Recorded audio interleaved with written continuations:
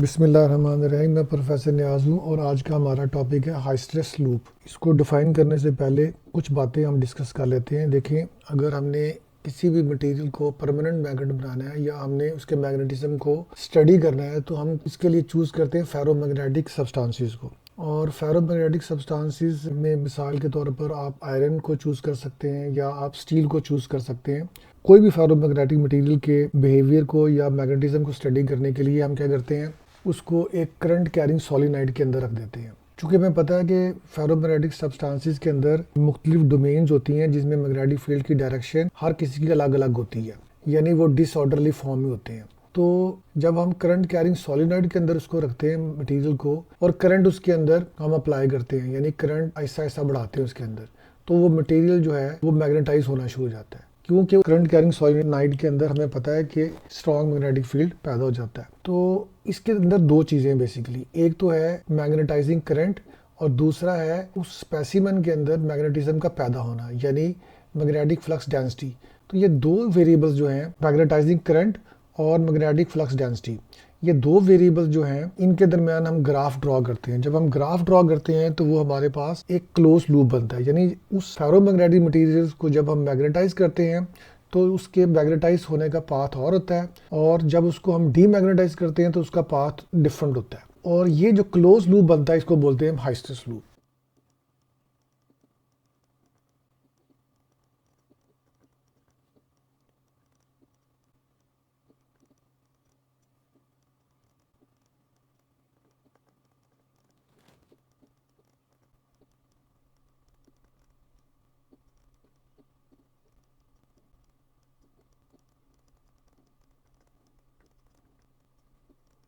जी, तो इसकी डेफिनेशन है the graph between magnetic flux density B और magnetization of a ferromagnetic specimen and magnetizing current I form a close loop called hysteresis loop. तो ये इसकी definition है। इसके बाद इसका बिहेवियर है और एक्सप्लेनेशन है, तो उसको हम नेक्स्ट हेडिंग हम लगाते हैं।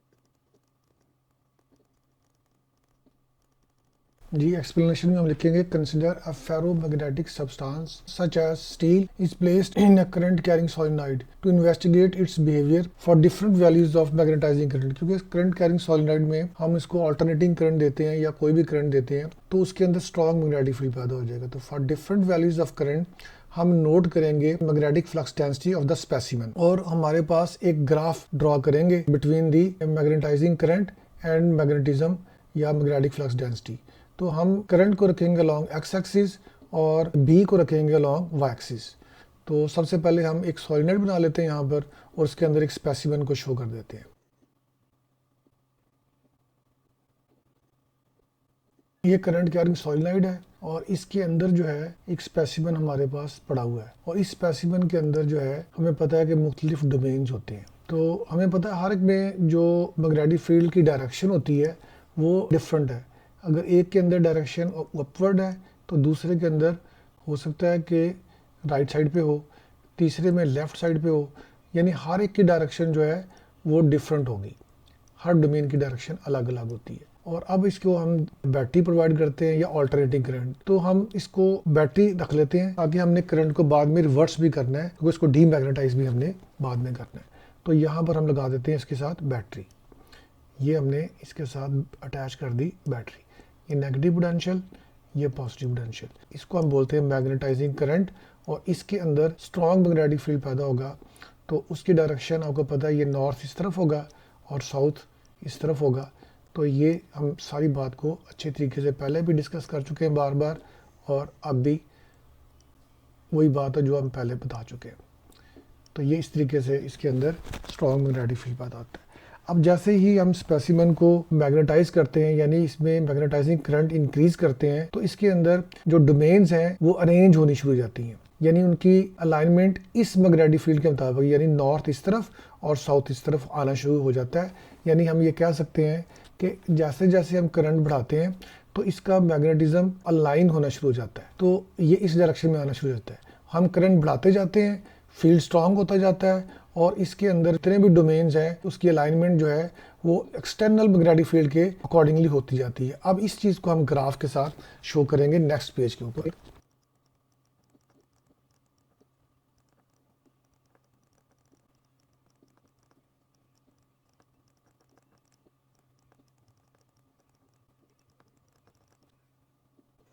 जी, तो सबसे पहले हम क्या करते हैं कि एक्स एक्सिस के अलॉन्ग रखते हैं हम करंट को। तो ये हमारे पास current, magnetizing current along x axis, और वाई एक्सिस पे हम लेते हैं मैग्नेटिक फील्ड यानी मैग्नेटिज्म को या मैग्नेटिक फ्लक्स डेंसिटी को हम रखते हैं अलॉन्ग वाई एक्सिस।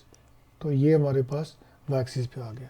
तो इनिशियली जब हम करंट को बढ़ाते हैं, यानी शुरू में करंट भी जीरो है और स्पेसिमेन का मैग्नेटिज्म भी जीरो है, यानी स्पेसिमेन जो है उसके जो डोमेन्स हैं वो डिसऑर्डरली फॉर्म में है। हम आहिस्ता आहिस्ता करंट बढ़ाते हैं, थोड़ी देर के बाद जाके उसके अंदर मैग्नेटिज्म पैदा होना शुरू होता है। यानी यहाँ देखेंगे हम कि मैग्नेटिज्म जो है वो पीछे रहता है। अब ओरिजिन से शुरू करते हैं और इसका जो डायरेक्शन बनेगी वो कुछ इस तरीके से आएगी हमारे पास।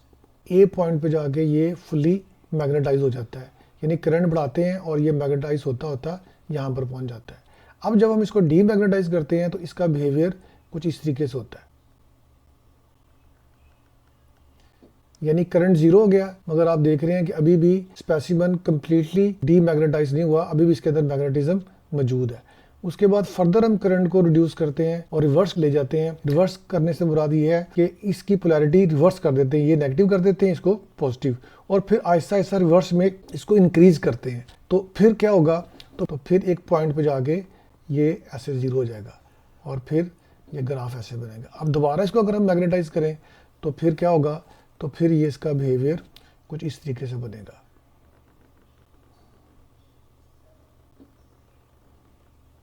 ये अब इसको हम थोड़ा सा स्टडी कर लेते हैं, डायग्राम के साथ हमने इसको स्टडी करना है। ये पॉइंट जो है इसका नाम हम रख देते हैं आर। तो ये पॉइंट हमारे पास है सी, ये पॉइंट हमारे पास है सी डैश, ये ओरिजिन है हमारे पास। अब हम इसको थोड़ा स्टडी कर लेते हैं इस ग्राफ को। देखिए जी, इसमें सबसे पहले हम ये देखेंगे कि हम शुरू में करंट को बढ़ाते हैं, जैसे जैसे हम करंट को इंक्रीज करते हैं इनिशियली तो स्पेसिमेन है वो मैग्नेटाइज नहीं होता, यानी मैग्नेटिज्म पीछे रहता है, और फिर आहिस्ता आहिस्ता जब करंट ज़्यादा बढ़ जाता है फिर ये स्पेसिमेन मैग्नेटाइज होना शुरू होता है, यानी करंट बढ़ाते जाते हैं और स्पेसिमेन मैग्नेटाइज होता जाता है। और फिर एक स्टेज आती है कि ये पॉइंट ए पर जब हम पहुंचते हैं तो स्पेसिमेन कंप्लीटली मैग्नेटाइज हो जाता है, बल्कि उससे थोड़ा पहले मैग्नेटाइज हो जाता है, मगर फिर हम करंट फर्दर देते हैं तो वो उस वैल्यू से ज़्यादा आगे नहीं जाता, यानी ये पॉइंट इसका सैचुरेशन लेवल आ जाता है कि जहाँ पर स्पेसिमेन को अब हम मजीद भी अगर करंट दें तो फर्दर इससे ज़्यादा मैग्नेटाइज नहीं हो सकता। तो इस पोजीशन को हम कहते हैं कि सैचुरेशन पॉइंट आ गया।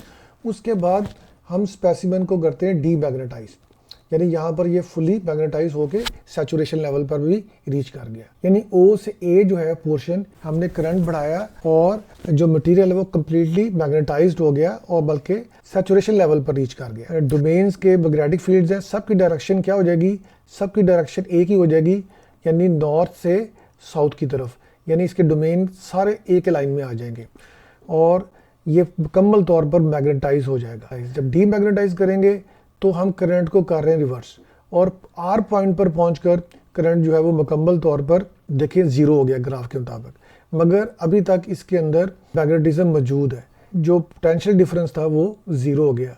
तो अब इस पॉइंट पर चाहिए था कि ये भी जीरो जाता, मगर नहीं, इसमें कुछ मटेरियल जो है इनकी अरेंजमेंट ये होगी कि ये वापस अपनी हालत पे रहेंगे, यानी कि कुछ ना कुछ इसके अंदर अरेंजमेंट रहेगी इसके अंदर, और हम चाहते हैं कि ये वापस अपनी जीरो मैग्नेटिज्म पर आ जाए, यानी कि इसके डोमेन्स डिसऑर्डरली फॉर्म में आ जाए। तो इस जीरो करंट करने के बावजूद, यानी दोनों का पोटेंशियल डिफरेंस जीरो करने पर भी ये वापस नहीं आए, फिर हम क्या करते हैं, करंट को रिवर्स करते हैं ताकि ये जीरो हो जाए। अब हम करंट को रिवर्स कर रहे हैं, यानी पॉजिटिव टर्मिनल को नेगेटिव कर दिया और नेगेटिव को पॉजिटिव, और उसको बढ़ाना शुरू कर दिया, और एक खास पॉइंट पर आके फिर इसका मैग्नेटिज्म जीरो हो जाता है। अब इसका मतलब वो पॉइंट क्या है, सी, इसे बोलते हैं कोएर्सिविटी।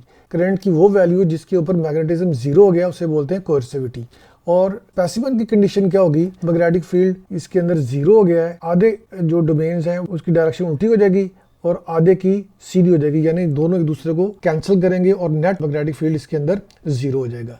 यानी आधे डोमेन्स की आप समझ लें इनकी डायरेक्शन, मिसाल के तौर पर ये हमें रिवर्स किया तो मैग्नेटिज्म रिवर्स हो गया, मगर आधे की डायरेक्शन वही रहेगी। तो इसका मतलब नेट मैग्नेटिक फील्ड कितना हो गया, जीरो। मगर हम फर्दर करंट को जो है वो डिक्रीज करते हैं कि अब इसके अंदर ये सूरत हाल पैदा हो रही है कि मैग्नेटिज्म जो है वो डिसऑर्डरली फॉर्म में चला जाएगा, यानी जो इसके डोमेन्स हैं अब इनकी डायरेक्शन उल्टी हो जाएगी इनकी, यानी नॉर्थ इस तरफ चला जाएगा इसका और साउथ जो है वो इस तरफ आ जाएगा, यानी सारे डोमेन्स जो है वो रिवर्स हो गए। तो वो पॉइंट हमारे पास आ गया। अब फिर इस पॉइंट से दोबारा हम करंट को रेज करना शुरू करते हैं, तो अब पाथ चेंज होगा। पाथ यहाँ से फिर ग्रीन लाइन में बढ़ता चला जाएगा और करंट रिवर्स में अभी, और यहाँ जाके ज़ीरो हो गया। मगर हम ये देख रहे हैं कि मैग्नेटिज्म अभी भी नेगेटिव में है, यानी उसके डोमेन जो है वो अभी भी रिवर्स डायरेक्शन में है। फिर हम करंट को आहिस्ता आहिस्ता बढ़ाते हैं, तो फिर उस पॉइंट पे जाके दोबारा जो है आधे राइट और आधे लेफ्ट हो जाते हैं, मगर एक दूसरे को कैंसिल करते हैं। मैग्नेटिज्म फिर भी जीरो, करंट फिर भी काफ़ी ज़्यादा हो गया। फिर करंट फर्दर इंक्रीज करते हैं और फिर ये ए पॉइंट पर पहुंच जाते हैं, तो ये जो लूप हमारा है वो क्लोज बन जाता है। तो इस तरीके से उस वक़्त पर जाके जो स्पेसिमन है उसकी डायरेक्शन अगेन एक्सटर्नल फील्ड, यानी जो पहले वाली सूरत हाल थी इस तरफ नॉर्थ और इस तरफ साउथ हो जाएगा। तो ये वही सूरत हाल में वापस आ गया। मगर इस दौरान हमने देखा मैग्नेटाइज करने का पाथ और है और डीमैग्नेटाइज का पाथ और है, और ये दोनों एक दूसरे क्लोज कर देते हैं। इस तरह ये क्लोज लूप बन जाता है। तो इसमें जो कुछ कैरेक्टरिस्टिक्स डिस्कस हुए हैं तो उनको हम वन बाय वन एक्सप्लेन करेंगे।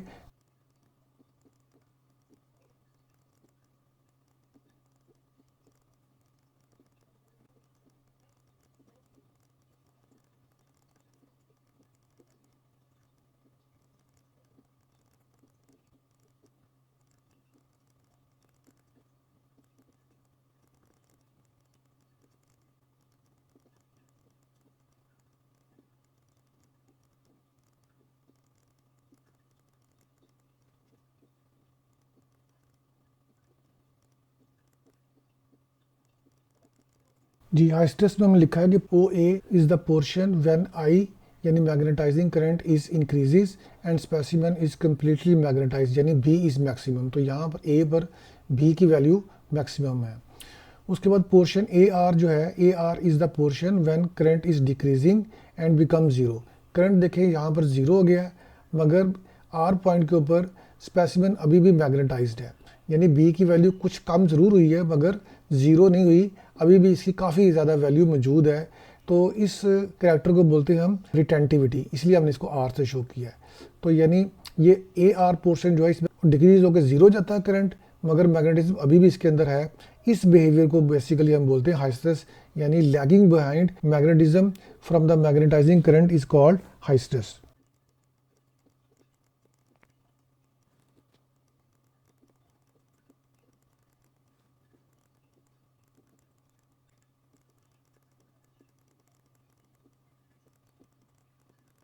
Magnetism lags behind the magnetizing current. This phenomena is called hysteresis. Saturation point ए पर आता है कि जब स्पेसिमन मुकम्मल तौर पर मैग्नेटाइज हो जाता है, यानी वो करंट जिसके ऊपर स्पेसिमन मुकम्मल तौर पर मैग्नेटाइज हो गया। अगर हम फर्दर करंट को इंक्रीज़ करेंगे तो इससे ज़्यादा वो मैग्नेटाइज नहीं हो सकता, यानी तमाम के तमाम डोमेन जो है वो अलाइनमेंट में आ गए हैं।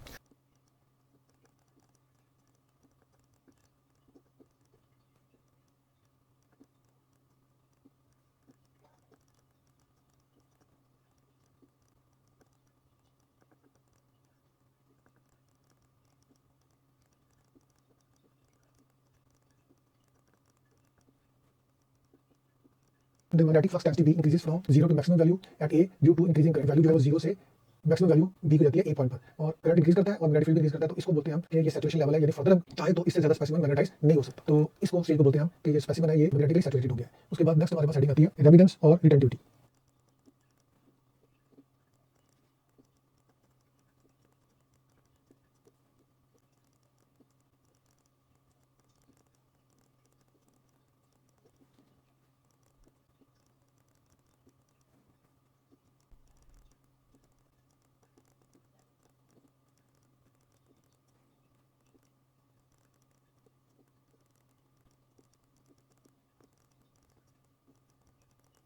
When the current decreases and becomes zero, but specimen still remains strongly magnetized at point R on the curve, it is due to the domain which are partially in line. This behavior is called retentivity.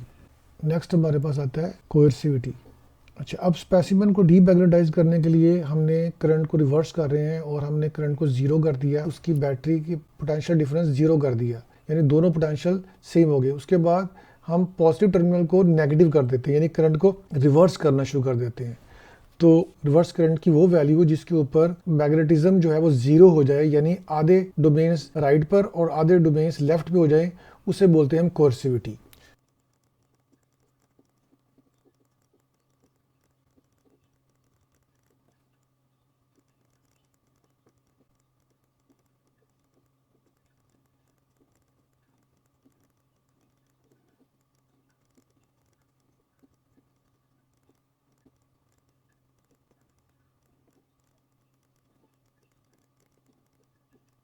To demagnetize the material, the magnetizing current is reversed. The reverse current at which magnetism B becomes zero is called coercivity. This reverse current is shown by point C on graph. C और C dash दोनों के साथ show किया हुआ है।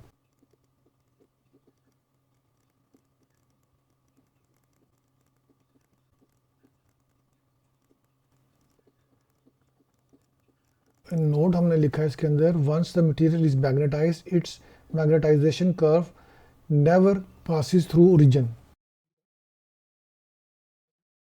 तो मैं दोबारा इसको डायग्राम से समझा देता हूँ आपको। देखिए, हमने स्पेसिमन को मैग्नेटाइज किया O से A, अब हमने इसको डीमैग्नेटाइज किया और रिवर्स करते चले गए और इसको दोबारा उसी हालत पे ले आए। डोमेन्स की डायरेक्शन अलग अलग होगी जैसे शुरू में थी। अब हम दोबारा इसको मैग्नेटाइज करना शुरू करते हैं। अब ये जो मैग्नेटाइजेशन कर्व है ये कभी भी ओरिजिन से नहीं गुजरेगा और ये दोबारा जब पॉइंट ए पर पहुंचेगा, यानी सैचुरेशन लेवल पर पहुंचेगा, तो ये क्लोज लूप बना देगा। इसे बोलते हैं हम बेसिकली हाई स्ट्रेस लूप। यानी डीमैग्नेटाइजिंग का रास्ता और है और मैग्नेटाइज का पाथ डिफरेंट है, और ये दोनों क्लोज पाथ बना देते हैं और इसे बोलते हैं हम हाई स्ट्रेस लूप। इसके बाद हमारे पास जो नेक्स्ट आता है वो है area of the loop.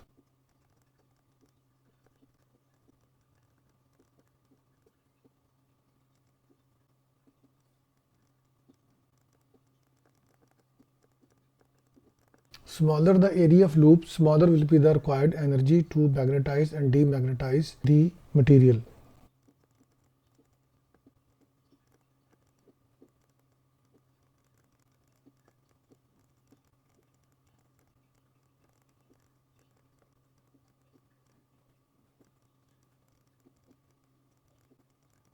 This is the energy required to do work against internal friction of domain which is dissipated as heat. जैसे दूसरे वर्क होते हैं उसी तरीके से ये वर्क भी डिसिपेट होता है in the form of heat. This is called high stress loss, जैसा कि हमने ट्रांसफार्मर में पढ़ा था। अच्छा, अब हमें पता है कि जो आयरन है उसके जो एरिया ऑफ लूप है वो बहुत थिन होता है, इसलिए सॉफ्ट आयरन को हम आसानी से मैग्नेटाइज और आसानी से डीमैग्नेटाइज कर सकते हैं। यानी हमें थोड़ी एनर्जी चाहिए सॉफ्ट आयरन को मैग्नेटाइज करने में और डीमैग्नेटाइज करने में, इसीलिए हम ट्रांसफार्मर में सॉफ्ट आयरन यूज़ करते हैं, ना कि हम स्टील यूज़ करें। तो सॉफ्ट आयरन का भी हम हाई स्ट्रेस लूप यहाँ पर शो कर देते हैं आपको। तो ये हमारे पास है सॉफ्ट आयरन का, तो इस तरफ है मैग्नेटाइजिंग करंट और वाई एक्सिस के ऊपर हमने लिया हुआ है मैग्नेटिक फील्ड को। ये पॉइंट हमारे पास को हम शो करते थे, ये ओरिजिन, और ये पॉइंट हमारे पास ए, और ये पॉइंट जो है ये आर, ये है सी कोएर्सिविटी, और ये है सी डैश। चूँकि इसका एरिया ऑफ लूप बहुत थिन है, इसका मतलब small energy is required for this purpose. जी, तो ये हमारा था आज का टॉपिक। आपका बहुत शुक्रिया, उम्मीद है कि आपने इसको अच्छे तरीके से अंडरस्टैंड कर लिया होगा।